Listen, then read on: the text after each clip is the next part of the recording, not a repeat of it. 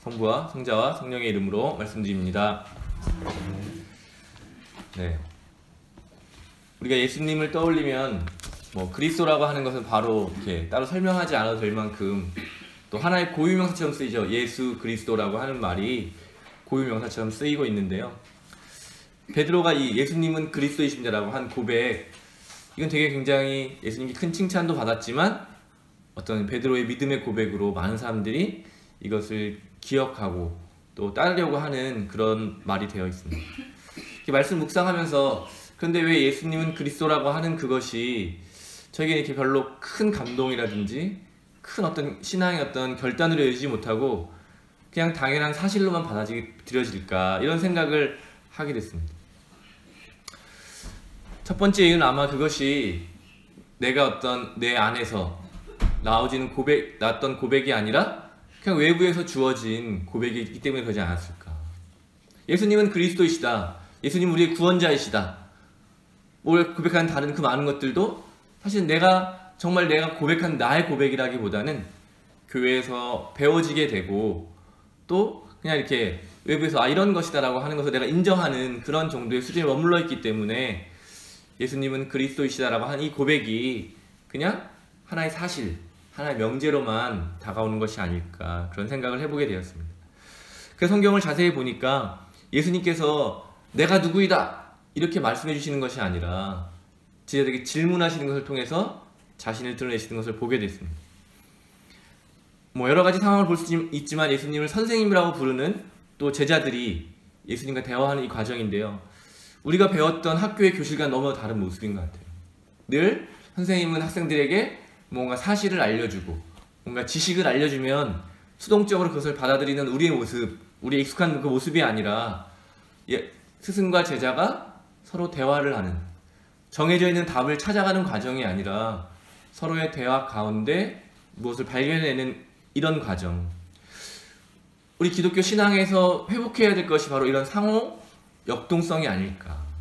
상호적이고 역동적인 것, 이것이 그냥 딱딱하고 일방적인 것이 되어버리게 되었을 때 이것의 의미가 정말 중요한, 예수님이 그리스도라고 하는 말에 담겨있는 더 중요한, 사실 그냥 지식으로 아는 것을 넘어서는 더 중요한 그 무엇을 잃어버리게 된 것은 아닐까. 오늘날 세계 종교의 가장 큰 문제는 근본주의자들의 어떤 문제거든요. 그냥 말 그대로, 문자 그대로 신앙을 받아들이고 그대로 해석해서 적용하는 사람들. 그러니까 그런 사람들이 서로가 서로에게 이렇게 죽이고 테러를 가하고 또 전쟁을 일으키고 이런 일들이 오늘 우리 세상에서 많이 일어나고 있습니다. 그런데 예수님은 그리스도라고 하는 이 고백은 사실 굉장히 많은 의미를 담고 있었고요. 그 당시 자유롭지 못하던 많은 사람들에게 자유를 주는 언어였을 것 같습니다. 또 정말 삶의 고통 가운데 있는 사람들에게 생명을 전해주는 그런 생명의 말이었을 것 같습니다. 또 어디로 가야 할지 모르고 길을 잃은 사람들에게는 새로운 길을 안내해주는 그런 문과 같은 그런 말이었을 것 같습니다. 또 많은 삶의 문제로 여러 가지 이유로 흔들리는 사람들에게 더 이상 흔들리지 않을 수 있는 든든한 반석과도 같은 그런 언어였을 것 같습니다. 그런데 우리가 그것이 고정되어서 하나의 의미로 축소되고 근본주의자들처럼 그것을 하나의 의미로만 파악하고 적용하게 될 때 우리를 자유롭게 하던 그 언어가 이제는 우리를 꽁꽁 묶는 언어가 되는 거죠. 살아계신 하나님을 경험하게 했던 이 언어가 이제는 굳어버린, 박제화되어버린 하나님만을 경험하게 되는, 우리를 더 이상 움직일 수 없게 하는 그런 언어가 되어버리는 것이죠. 생명을 살렸던 그 말이 이제는 오히려 생명을 죽이는 말이 되어버리고 만 것입니다. 새로운 길을 열어서 많은 사람들을 새로운 길로 초대하던 길이 문과 같은 그 말이 이제는 사람들을 막아서는 그런 문이 되어버리는 것입니다. 흔들리는 사람들을 붙잡아두던 튼튼한 반석과 같은 언어가 이제는 오히려 사람들을 걸려 넘어지게 하는 장애물이 된 것입니다. 제가 최근에 읽고 있는 책이 있는데요, 리처드 로아라는 신부님이 쓰신 벌거벗은 지금이라고 하는 책입니다.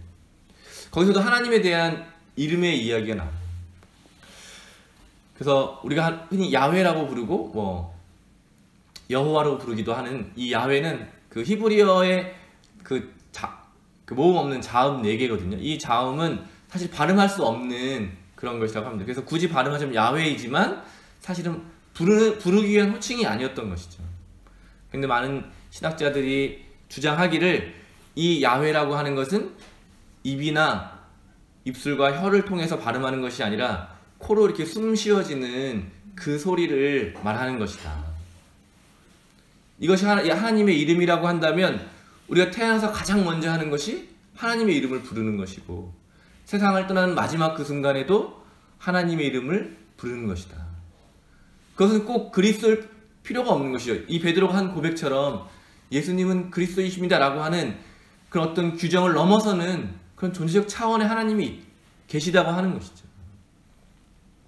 그러면서 하는 말이 오늘 일독서에 있는 것처럼 이집트인과 히브리인으로 나눠져서 서로가 서로를 죽이고 억압하는 그런 게 없는 거죠. 호흡은 뭐 한국인의 호흡도 따로 있는 것이 아니고, 뭐 이집트인의 호흡이 있는 것이 아니고, 히브리인의 호흡이 따로 있는 것이 아니다. 그런 존재가 바로 하나님이라는 것이죠. 누가 특정하게 이것을 소유할 수 있는 것도 아니고, 이것을 구분해서 누구에 서로 나누어 가질 수 있는 것도 아닌 그 호흡이야말로 하나님을 우리가 하나님이라고 부를 수 있는 그분이다. 그러면서 마지막 구절에 이렇게 이야기합니다. 그 숨, 바람, 영이 정확하게 없는 것이면서 동시에 모든 것이라는 사실, 놀랍지 않은가. 그러니까 하나님은 우리가 뭔가 규정하려고 할 때 얻어지는 것이 있지만 규정함으로 잃게 되는 그 많은 것도 있다는 사실 우리가 기억했으면 좋겠습니다.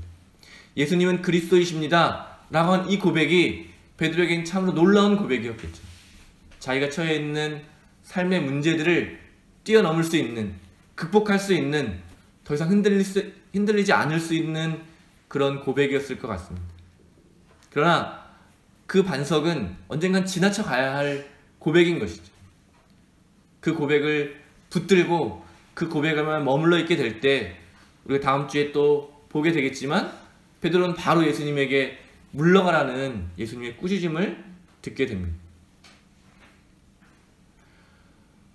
오늘 우리가 이 예배를 통해서 또 우리의 삶의 가운데 리처드 로어 신부가 말한 것처럼 숨어 계신 하나님을 발견하는 일, 우리 안에 늘 계시지만 우리가 보지 못하는 그 하나님을 발견하게 될 때 터져나오는 우리의 고백들, 그것이 우리의 존재, 또 우리의 신앙의 반석이 되겠죠. 그렇지만 우리가 그냥 주어진, 누가 그냥 이렇게 해야 된다 또는 이것이 맞다 라는 사실을 그냥 인정하면서 받아들인, 우리가 흔히 말하는 똑같은 말이지만 예수님은 그리스도시다 라고 하는 이 말은 우리에게 오히려 장애가 되는 말일 수 있다는 사실을 기억했으면 좋겠습니다. 베드로의 고백이 중요한 이유는 베드로가 예수님을 경험하고 그 경험을 자기의 말로 바꿔서 자기의 안에서 터져나오는 말로 표현했기 때문에 의미가 있다면, 바로 오늘 이 시간 우리 안에 계신 그 하나님을 만나는 것이 중요하겠죠. 이런 하나님이 아니라 지금 우리 안에 역사하시는, 살아계신 그 하나님을 만나는 일, 그리고 그것을 내 내면화하고 나의 언어로 고백하는 일, 또 거기에 머물지 않고 더욱더 크신, 내가 경험한 하나님보다 더 열려있고 더 크시고 규정할 수 없는 그 하나님을 향해 한 걸음 나아가는 그 여정, 그렇게 될 때 예수님께서 하신 이 축복의 말씀, 너에게 그것을 알려주신 분은 사람이 아니라 하늘에 계신 내 아버지시니 너는 복이 있다. 사람의 언어, 사람의 지식으로 주어지는 복이 아닌 하나님께서 우리에게 열어주시는 그 무한한 신비의 길, 신비의 여정, 그것이 하나님의 복이라고 오늘 말씀 우리에게 말씀하고 있는 것입니다. 어떤 우리의 언어로 규정할 수 없는 그 무엇이 있다라고 하는 이 신비로움, 이것이 종교에서 사라지게 될 때 정말 엄청나고 끔찍한 일이 벌어지게 되죠. 다시 한번 오늘 우리는 이 종교에 있는 이 신비로움, 그걸 다시 한번 회복하게 되기를 바랍니다. 그리고 정말 우리가 언어로, 우리의 경험으로 다 표현할 수 없는 그런 하나님을 우리가 만나게 되기를 바랍니다. 그래서 우리의 존재 가운데 있는 많은 문제들, 많은 어려움들을 이 하나님의 경험을 통해서 극복해 나가게 되고 또 흔들리지 않는 든든한 반석 위에 서서 하나님을 찬양하고 하나님께서 우리에게 주신 그 놀라운 생명이라고 하는 이 삶이라고 하는 신비를 살아갈 수 있게 되기를 바랍니다. 성부와 성자와 성령의 이름으로 말씀드렸습니다.